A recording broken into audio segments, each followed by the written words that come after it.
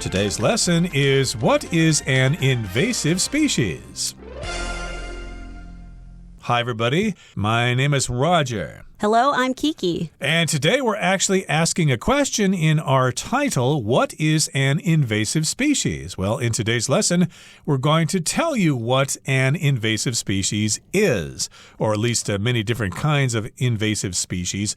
But yeah, what the heck is that? That's a weird term. It's an unusual phrase there, and we're going to try to explain it for you in today's lesson. That's right. And certain governments, certain national parks, they're particularly careful with invasive species, especially places like Australia. So they're very careful about what you're bringing into their country because they're worried it might be an invasive species to their existing local species. Okay, so let's find out what this is all about. Let's listen to the first part of our lesson, and we'll come right back. What is an invasive species? In today's closely connected world, it's never been easier to get from point A to point B. From international flights to cargo ships, our ability to send people, products, and more across huge distances has reached impressive heights. While this has brought countless benefits, it has also paved the way for various species of wildlife to spread beyond their native habitats and wreak havoc in new environments. Understanding the risks posed by these introduced species is necessary for protecting our planet's biodiversity.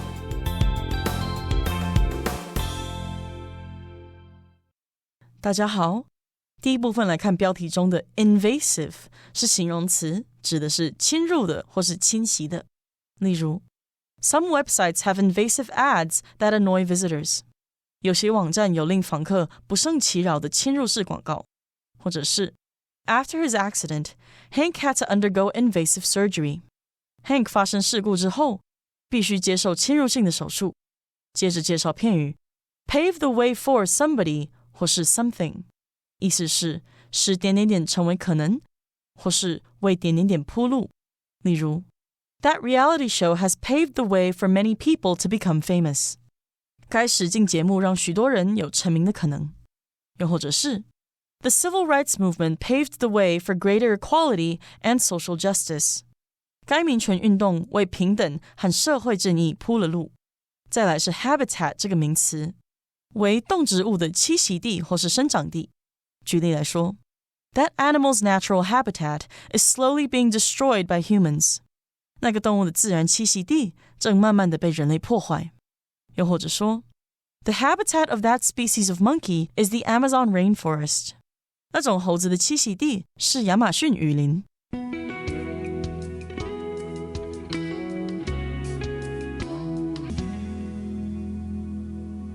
Now again, back in the title, we're asking a question, what is an invasive species? We'll tell you that in just a couple of seconds, but I did want to mention the word invasive.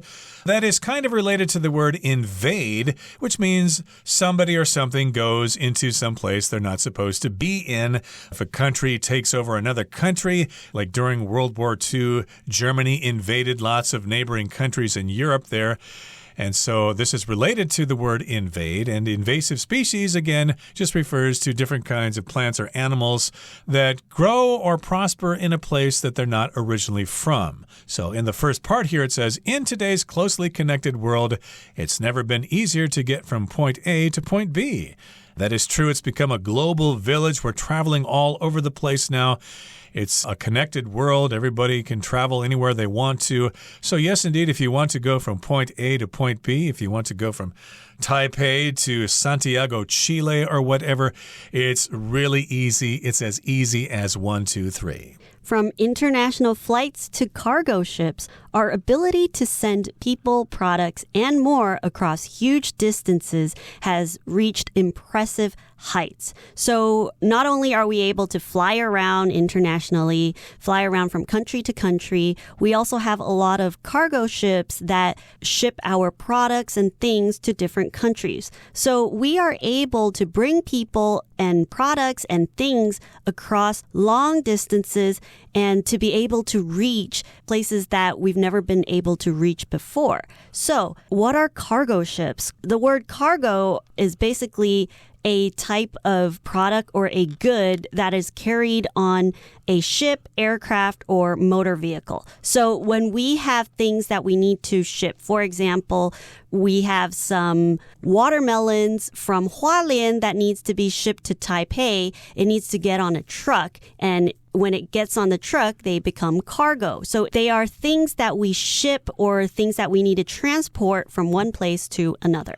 Right, so of course we've got international flights and we've got cargo ships, and with these modes of transportation we can send people, products, and other things across huge distances, and we have reached impressive heights with that. The phrase is usually to reach new heights, which means you have achieved something that you did not achieve before. Maybe you set a record or broke a record or something like that. So basically it just means we're able to send things all over the world like we never did before. While this has brought countless benefits, it has also paved the way for various species of wildlife to spread beyond their native habitats and wreak havoc in new environments. So while it's good, it's brought a lot of positive things that we're able to ship things and people to different places. It's also been a bad and negative thing to our wildlife and to nature.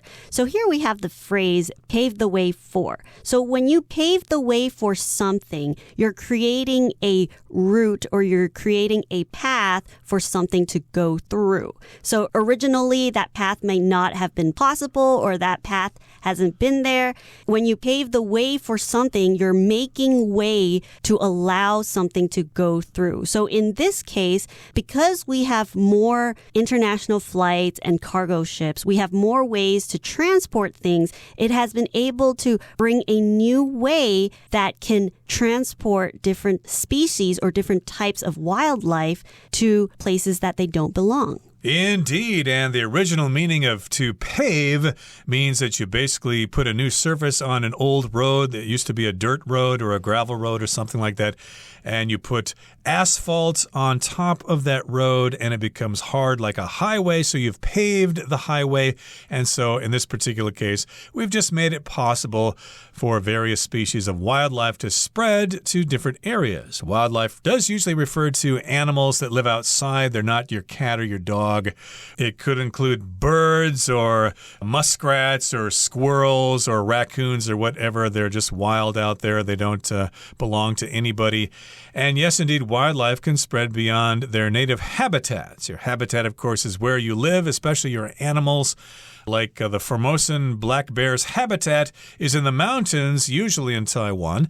And if they leave those native habitats and go someplace they're not supposed to be, then they wreak havoc. They cause problems in those new environments. Right. And wildlife can also include things like flowers and different types of vegetation that might not be suitable for the new environment. So we know that a lot of different vegetation or certain plants, they're able to grow very quickly, very fast, and they just spread. And sometimes when they spread, they can kill the local plants and flowers that might already exist in the ecosystem. So when they wreak havoc in new environments, it's when these new wildlife or these new species come into a country or come into a place and they just destroy the existing ecosystem. Yeah, I think there are some invasive plants growing in the mountains in Taiwan that cause problems. But in any case, yes, wildlife can refer to animals and plants. Although when we see the word wildlife, we often think of animals mostly. And understanding the risks posed by these introduced species is necessary for protecting our planet's biodiversity. So yes, indeed, we do need to understand the risks or the possible problems that are presented by these introduced species. That is important. It's necessary if we want to protect the biodiversity of the earth. And biodiversity just refers to the variety of life in the world or in a particular area, in a particular environment or ecosystem. And yes, indeed, we do need to pay attention to our own biodiversity here in Taiwan and watch out for those invasive species. Okay, that brings us to the end of the first part of our lesson for today. Let's move on now to the second part. We will listen first. The species living in a particular habitat have typically evolved in such a way that they maintain a natural balance within that ecosystem. However, human activity has often upset such balances by bringing species into ecosystems where they have no natural enemies.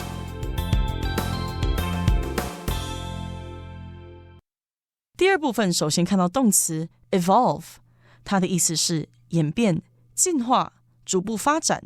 例如 Whales evolved from prehistoric land animals. 鲸鱼演化自史前的陆生动物。又或者说 The brand evolved with changing trends in the industry. 该品牌跟随着产业变化的潮流逐步发展。下一个介绍 ecosystem， 这个名词的意思是生态系统。例如Building a factory near the lake might threaten the area's ecosystem. 在湖边建造一座工厂可能会威胁到该地区的生态系统。或是 Certain insects help maintain the balance of the ecosystem in this forest. 一些特定的昆虫帮助平衡这个森林的生态系统。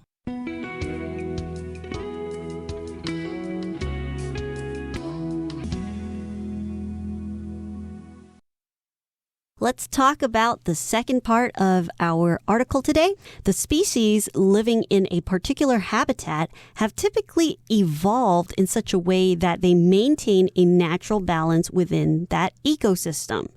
So a type of animal or plant or whatever living thing, they live in a habitat or they live in an area. Usually they have evolved or they have grown in such a way that they're able to keep the balance within an ecosystem. So when a species evolves, it's when they develop and grow throughout the years and generations of life. So, for example, the giant panda, their species have evolved from being carnivores or meat eaters to herbivores. So now they only eat plants. And how do you tell of this evolution, or how do you see how they've evolved, is by the change in their teeth. So this is a way that you can see how a species evolves. It changes slowly over a long period of time. For example, a lot of people believe that humans evolved from apes. That's not exactly correct. Actually, apes and humans evolved from a common ancestor. They came from a common ancestor. And then, of course, these different kinds of animals and creatures changed slowly over thousands of years. So, yes, indeed, we've got different species living in a particular area, and they have evolved or changed slowly over time in such a way that there is this natural balance within that ecosystem. Okay, it's a natural balance. Okay, everybody gets to survive. Some animals get killed. Some animals are the predators. Some are the prey. And everything works out nicely. There aren't any problems. However, human activity has often upset such balances by bringing species into ecosystems where they have no natural enemies. And that happens a lot of times. I know here in Taiwan, we do have the common myna, which is an invasive species of bird that somehow got into Taiwan, and it's causing problems here. It kicks out birds from their nests and things like that. They're nasty little creatures. They don't belong here, but I don't think they're leaving anytime soon. So an ecosystem sounds similar to a biodiversity, but basically an ecosystem is a biological community or an area of living things where they will interact with each other and the area that they live in, so that everything or every animal and plant in this system, they can survive together and help this ecosystem or this system of life thrive. All right, we're done discussing the second part of our lesson for today. Let's move on now to the third part. We'll listen to it first. Introduced species that cause harm in their new locations are called invasive species. Sometimes they're spread to new places accidentally, like when ballast water from ships carries living organisms to foreign shores. In other cases, they're spread on purpose. For example, scientists brought cane toads to Australia in 1935 to control beetles damaging sugarcane crops there, only to see the toxic toads themselves become notorious pests.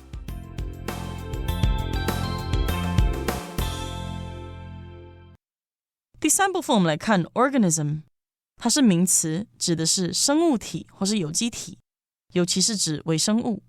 例如 Scientists want to know if there are any living organisms on Mars. 科学家想知道火星上是否有任何生命存在。又或者说 Many organisms are too small to be seen without a microscope. 许多微生物的体型太小，得用显微镜才看得到。接下来看到形容词 notorious， 意思是恶名昭彰的或是声名狼藉的。例如 The bar was notorious for being frequented by gangsters. 这间酒吧因常有帮派分子出入而恶名昭彰。又或者说 Rebecca is notorious for her bad credit, and she can barely apply for loans from the bank. Rebecca 因信用不良而声名狼藉，她几乎无法向银行申请贷款。最后介绍 pest， 这个名词表示有害的动物，害虫也可以是讨厌的人的意思。例如 Rats and cockroaches are examples of common pests.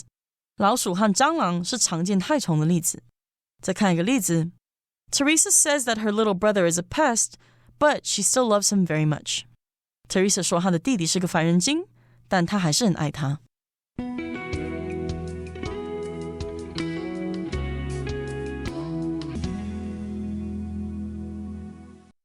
Okay, everybody, it's time for us to discuss the third part of today's lesson. Again, we're talking about invasive species, also referred to as introduced species, which means that you take an animal and you approach another animal and you introduce them. Here, this is Mr. Mina, this is Mr. Starling, and nice to meet you. Well, not really. If you introduce a species, you just bring it into a place where it's not supposed to be. And this could cause harm in the new location. And again, they're called invasive species. So there you go. These are introduced species, and that's what invasive species are. They're not supposed to be there. Sometimes they're spread to new places accidentally, like when ballast water from ships carries living organisms to foreign shores. So some of these introduced species or invasive species, sometimes they're not put there on purpose. People don't purposely bring a new species to a different country to try to harm the local ecosystem, or at least that's what most people wouldn't do that. So usually they're brought over there by accident. So we know there are cargo ships that are bringing things everywhere, all over the world, crossing different types of waters. And as these cargo ships are traveling through different waters, they're going to come across lots of different sea animals or even birds and other living things. So here we have the word ballast, and it relates to the ballast water from the ships. So what ballast is, usually it is a type of weight that you put on something so that you can make it heavier. But when you have ballast for ships, you are using things like gravel, sand, or iron, and you put it into a part of the ship to make the ship stable, to balance the ship. But when the ship is traveling, sometimes this water might spill out of the ship, and the water might contain different types of organisms. Right, so it will not be distilled water. It probably has organisms living in that water. And of course, when the ballast is released, it will enter the new ecosystem.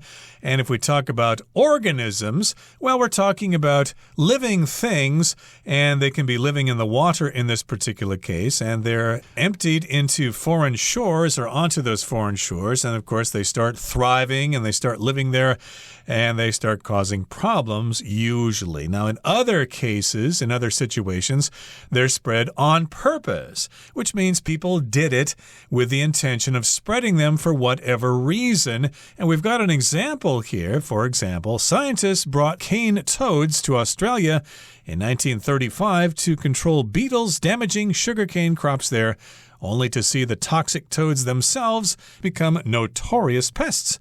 So yes, indeed, we've got some scientists in Australia, and they thought that they had problems with beetles there. So someone thought, hey, if we bring in these toads, they might eat all the beetles, and then we won't have this problem, and we can produce more sugar cane. So a toad is an amphibian that is similar to a frog, but toads have shorter legs and drier skin, and the skin can be poisonous sometimes. And so they brought those toads to Australia, way back in 1935. They wanted to control those beetles, which are insects. Okay, they're kind of cute, beetles. There are many thousands of different species of beetles. And sugarcane, of course, is a plant that is quite sweet, and they are used to make sugar.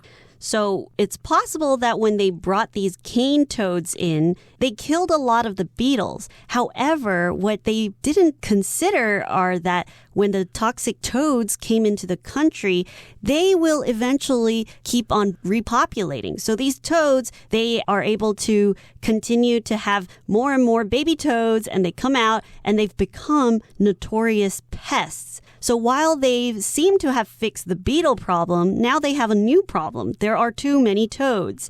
So the word notorious usually means something that is famous or well known, but usually for something that is bad or negative. So in this case, they are notorious pests. And pests, the word itself is already a negative word. It is basically a type of insect or animal that is very destructive. And usually they will attack the crops or food and livestock. So these toads, they've eaten a lot of beetles. The sugarcane is growing, but they themselves have become notorious pests to Australia. Okay, that brings us to the end of the third part of our lesson for today. Let's listen now to Hanny.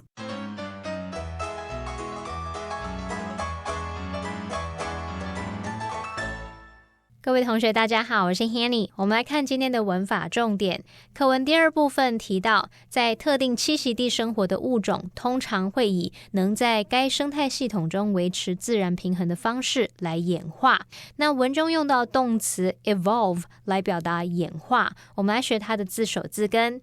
好，看到 volve 这个字根它表示 roll， 就是转动滚动的语义。那么在 evolve 这个字当中，字首是来自 ex， 表示向外。字根 volve 它表示转动或是改变的意思。我们可以用向外转动慢慢扩展的那种意象去联想 evolve， 它有演变进化或是逐步发展的意思。顺便补充几个带有 volve 这个字根的单字。第一个 involve， 它的字首 in 表示 into 进入， volve 表示 roll 转动滚动，那滚动进来滚动进入应该很容易联想到 involve 它有卷入的意思，它可以表达使卷入或是牵连或是包含。好，第二个补充的是 revolve， 它的字首 re 有返回再度的意思，那么 volve 表示转动，合在一起 revolve 它就可以表达旋转或是转动。那我们可以用 revolve around something 去表达围绕着什么旋转。第三个补充的是 devolve， 它的字首 de 表示 down 向下， volve 表示转动滚动。那这个字是 evolve 的相反词，它有退化的语义。那它也可以表达说将什么什么来下放转移移交，像是把权力职责等等来下放的意思。好，课文第三部分它最后提到，科学家于1935年将海蟾蜍带到澳洲，以控制破坏当地甘蔗作物的甲虫，结果却见到有毒的蟾蜍本身变成了恶名昭彰的有害动物。文中是用 only to see 来表达说结果却见到怎么样怎么样。那这个句型 only to 加上原形动词是表达不料怎么样，结果却怎么样。它的用法是接在子句之后，来强调结果令人惊讶或是失望。例如 They took a taxi to the restaurant only to find that it was fully booked。 他们搭计程车去那间餐厅，结果却发现它被订满了。好，顺便补充一下 only to 这个 to 是 too 的这个 to， only to 怎么样怎么样是表达非常，它带有那种 very 或是 completely 的语义，后面常常会接形容词。那当我们用 only to 怎么样 to 加原形动词，这时候是表达非常怎么样能够怎么样。特别注意，这时候它不带有否定意味哦，不是像我们说这个 too to 然后 to to 再加原形动词，像这样的句型它是表达太怎么样而无法怎么样嘛。那跟我们刚刚介绍的这个 only to 怎么样搭配 to v 是不一样的语义哦。好，举例来说 I'm only too happy to see you，意思是I'm very happy to see you. 我非常开心能够见到你。可是如果我说 I'm too happy to calm down, 这是表达我太开心而无法冷静下来。好，那以上今天重点整理，我们来回顾今天单字吧。Cargo. The airplane's cargo hold contained boxes of fresh fruits and vegetables. Wildlife. A broad range of wildlife can be found in the national park, including wolves, eagles, and deer. Habitat. Protecting natural habitats is key if we want to make certain that threatened species continue to exist. Evolve. It is believed that apes and humans evolved from a common ancestor. Ecosystem. The jungle is a complex ecosystem filled with a wide variety of plants and animals. Organism. A single drop of pond water can contain countless tiny organisms that are invisible to the naked eye. Pest. The restaurant had to close temporarily due to a pest problem in the kitchen.